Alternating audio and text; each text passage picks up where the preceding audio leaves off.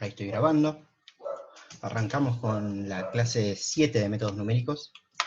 En particular va a ser una clase bastante cargada, espero que vengan con pilas. Javi, creo que esta es la razón por la cual no metí spline cúbico en la clase de hoy.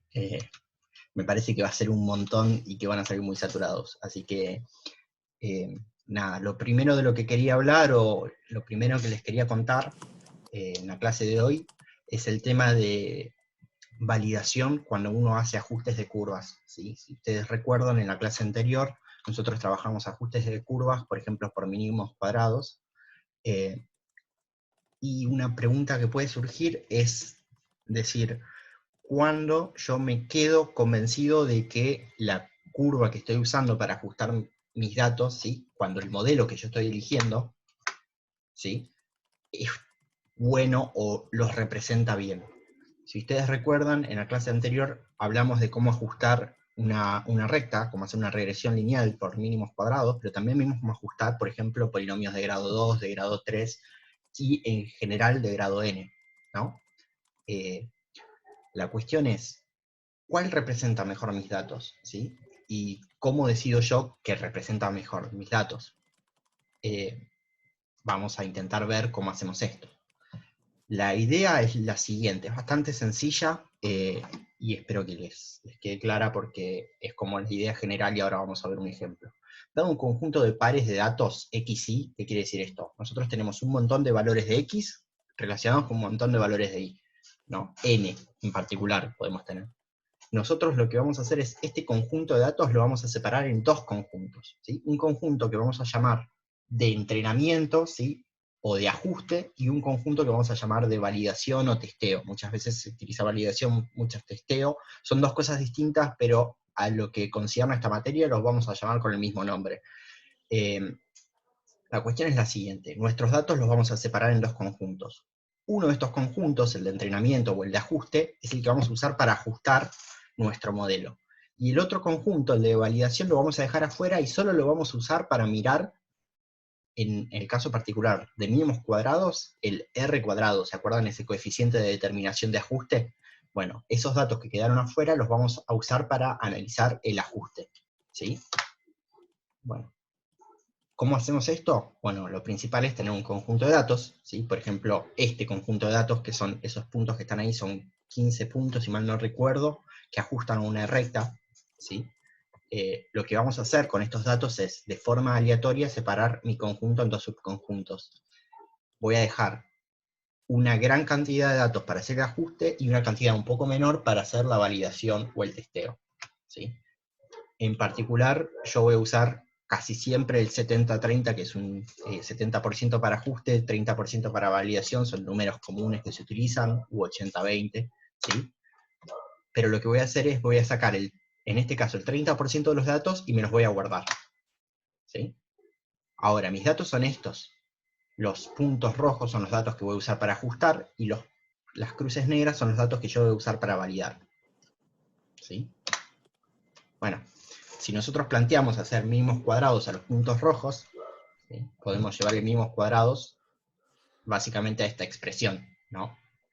No sé si ustedes se acuerdan, cuando hacíamos mínimos cuadrados nos aparecía una matriz donde nos aparecían la suma de los xy elevados a una potencia, ¿sí? Un vector de coeficientes, y del otro lado de la igualdad nos aparecían las sumas de los y multiplicados por los x. ¿Se acuerdan de esto, más o menos?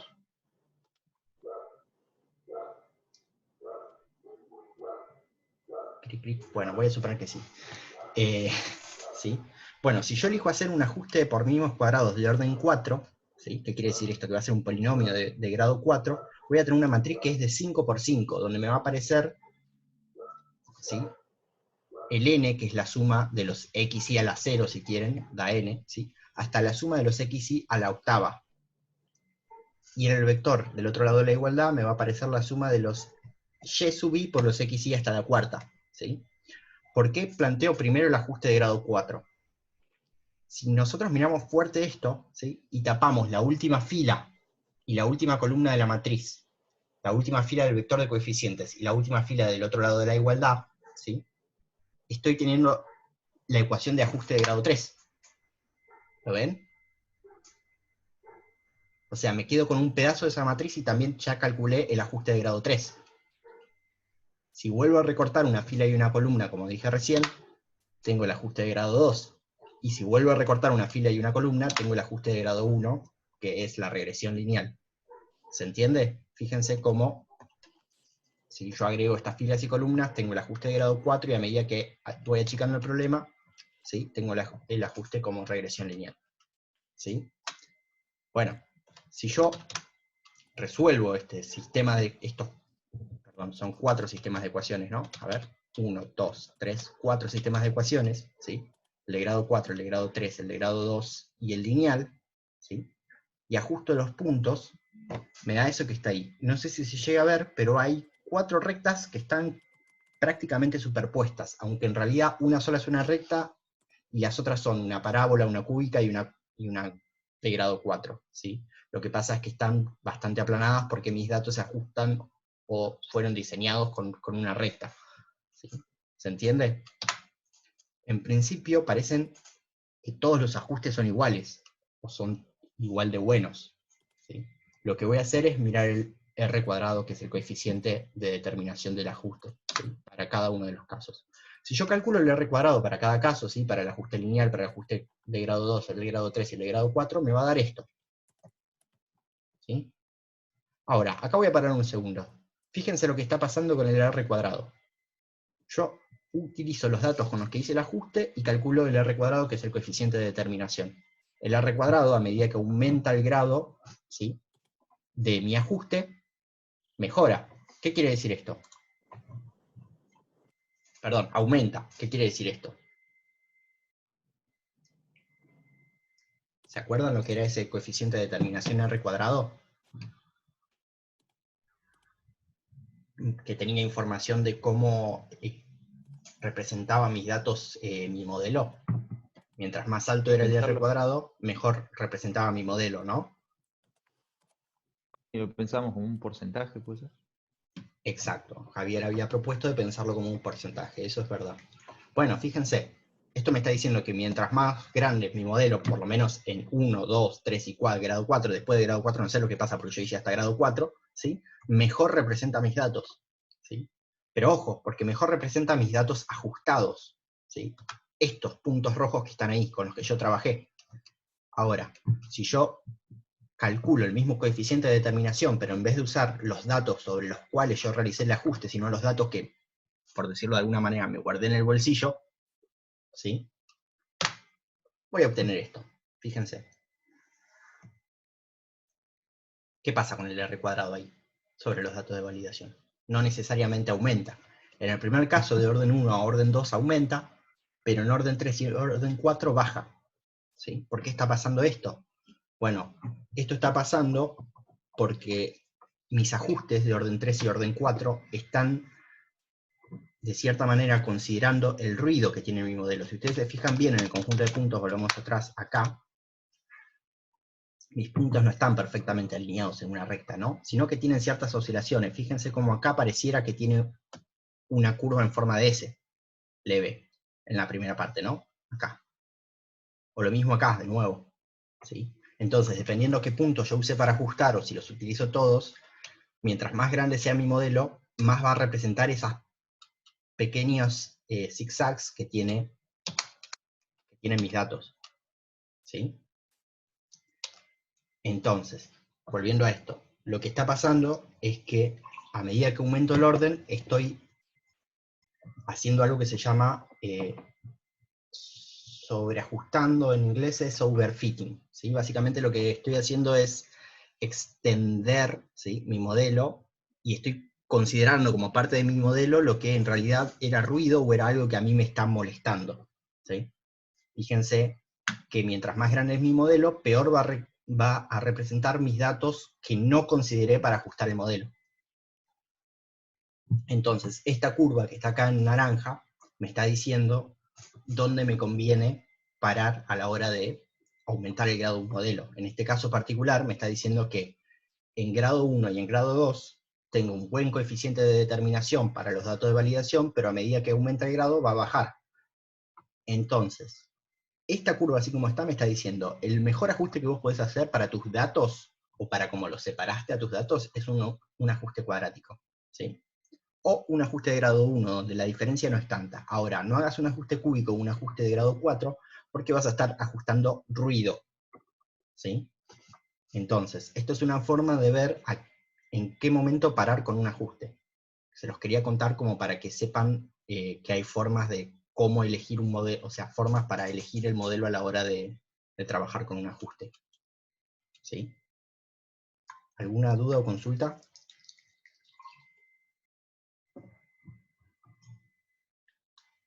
¿Hay que hacer un balance, digamos, entre los dos grupos de datos o nos quedamos siempre con los de validación? Para calcular el R cuadrado, O sea, para saber cuál es, o sea, de qué grado me conviene hacer el ajuste. Tengo que hacer un balance, a ver, bueno, el de grado 2 no es tan alto el R cuadrado para los datos ajustados, pero es el más alto para los de validación. bien, ¿qué pasa? A vos lo que te conviene en general es quedarte con el R cuadrado de los datos de validación, ¿sí? Porque el R cuadrado de los datos ajustados lo único que te va a decir es cómo se comporta tu ajuste en valores donde vos ya sabés cuánto vale, con lo cual no te importa tanto, en general, ¿sí? En particular, en el ejemplo que elegí yo, por alguna razón quedó el R cuadrado de los datos ajustados por debajo del R cuadrado de los datos de validación. En general esto es al revés, ¿sí? Lo que sucede es que los datos de validación, como están fuera de mi ajuste, los voy a ajustar peor que los datos que están dentro de mi ajuste. O se supone que debería pasar eso.